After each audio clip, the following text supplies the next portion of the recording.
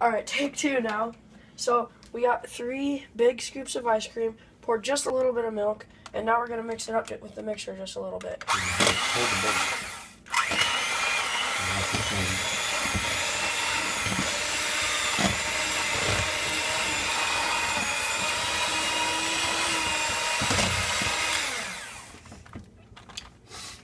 Leave that in there.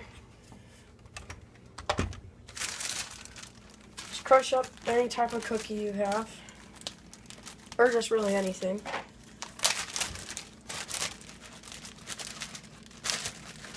Put some of that in there.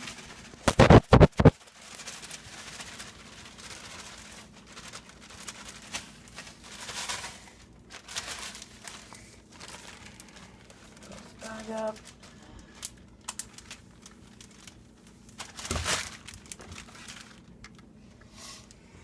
Then go back to mixing.